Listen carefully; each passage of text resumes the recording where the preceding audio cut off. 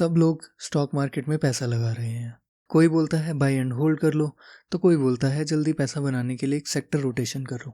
पर असली सवाल ये है कि आपके गोल्स के लिए कौन सी स्ट्रैटेजी सूट करेगी।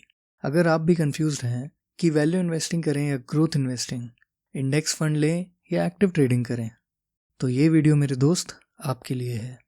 मैं आपको बताऊंगा स्टॉक मार्केट की 6 कॉमन स्ट्रैटेजीज जिनको इजीली अप्लाई किया जा सकता है, और इन स्ट्रैटेजीज को हम एक्टिव और पैसिव इन्वेस्टिंग में कैटेगराइज करते चलेंगे। सबसे पहले डिस्कस करते हैं इन्वेस्टमेंट स्ट्रैटेजीज के 2 मेजर टाइप्स, जिनमें हम अपनी 6 स्ट्रैटेजीज को बकेट करेंगे, active and passive. Active investing एक ऐसी इन्वेस्टिंग स्ट्रैटेजी होती है जिसमें आप अपने इन्वेस्टमेंट्स को एक्टिवली मैनेज करते हैं। मतलब मार्केट की हलचल, कंपनी की परफॉर्मेंस, न्यूज़ और ट्रेंड्स को देखकर रेगुलर बेसिस पर स्टॉक्स या इन्वेस्टमेंट्स बाय और सेल किए जाते हैं।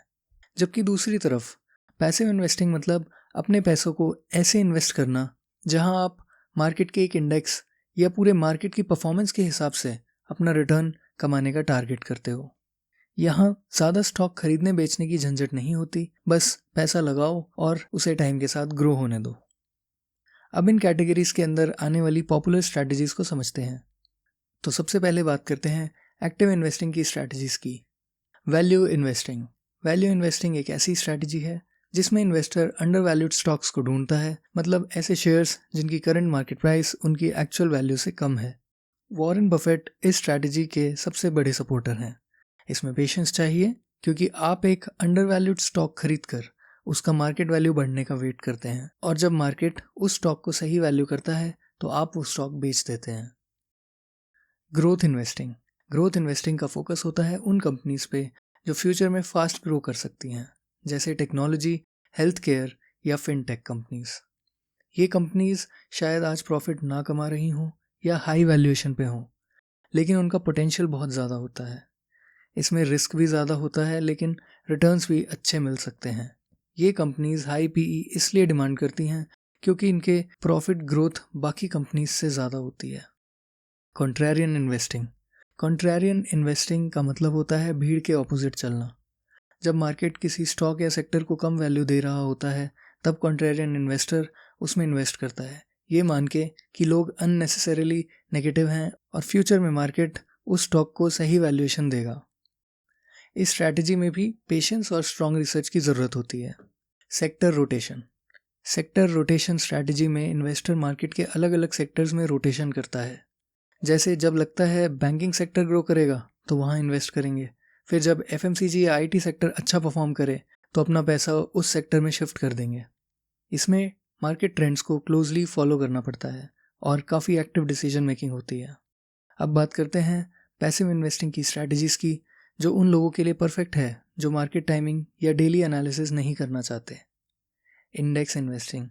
इसमें आप अपना पैसा उन फंड्स में लगाते हैं जो किसी इंडेक्स को फॉलो करते हैं, जैसे निफ्टी 50 या सेंसेक्स।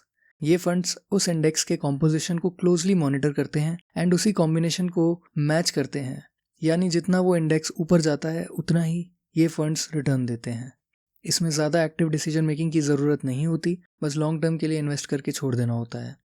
Bye and hold. इस स्ट्रैटेजी में इन्वेस्टर अच्छे कंपनीज के शेयर्स खरीदता है और उन्हें लॉन्ग टर्म तक होल्ड करता है, चाहे मार्केट ऊपर जाए या नीचे आए। वक्त के साथ साथ इन कंपनीज की वैल्यू बढ़ने पर वेल्थ ड्रास्टिकली ग्रो हो सकती है। इसमें पेशेंस और कन्विक्शन सबसे बड़ा फैक्टर होता है, और मार्केट के शॉर्ट टर्म मूवमेंट्स को इग्नोर करना होता है। तो अब सवाल ये उठता है, कौन सी स्ट्रैटेजी आपके लिए सही है।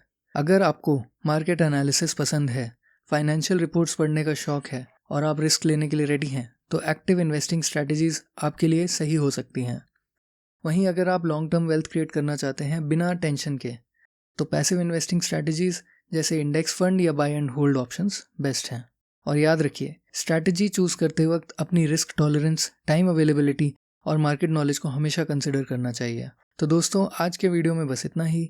अगर आपको ये वीडियो इन्फॉर्मेटिव लगा हो तो लाइक बटन दबाना और कमेंट करके बताना कि आप कौन सी स्ट्रैटेजी फॉलो करते हैं या करना चाहेंगे।